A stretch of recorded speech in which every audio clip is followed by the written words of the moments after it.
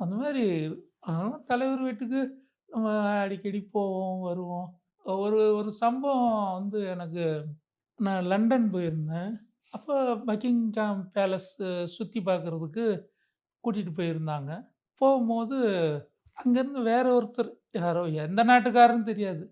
நான் பொட்டுலாம் வச்சிருந்த உடனே, "ஆர் யூ கம்மிங் ஃப்ரம்?" அப்படின்னாரு. நான் சொன்னேன், "I am coming from Tamil Nadu, India." அடுத்த வார்த்தை அவர் சொன்னாருங்க. "ஓ! MGR state. ஆ. ம். கங்கிராச்சுலேஷன்னாரு." ம். எனக்கா அப்படியே ஒரே ஆச்சரியம்.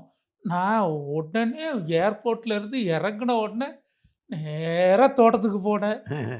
ஐயா கோட்டைக்கு போயிருக்காங்க. நாங்க அம்மாகிட்ட உட்காந்து, நாங்க அம்மாவுடைய செல்ல பிள்ளை மாரி தான். இப்படி சேர்லலாம் இங்க கால் கிட்ட உட்காந்துருவோம்.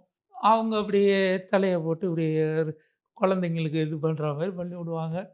அப்போ அம்மாட்ட சொன்னேன், "அம்மா இந்த மாரி சொன்னாங்கம்மா. அ அவ்வளோ சந்தோஷமா இருக்குமா" அப்படின்னேன். "நான் ஐயாகிட்ட சொல்றேன் இத" அப்படின்னாங்க. அந்த மாரி ஒரு குடும்பம் தான். எங்கள பொறுத்தவரைக்கும் படி அளக்கிற பகவானா இருந்தா கூட, நம்மள வேற்றுமையா நெனச்சதே கிடையாது. முதல்ல உங்களுடைய நாடக குழுல தான் நீங்க நடிச்சிட்டு இருந்தீங்க இல்லையா? அப்பா ட்ரூப்லயே ம்.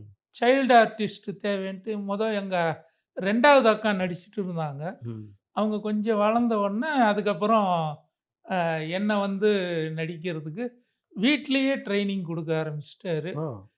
அத எப்படி சொல்லணும்? எப்படி பேசணும்? எல்லாம் கிட்டத்தட்ட ஒரு 1 மாசம் ம். Daily training. ம்.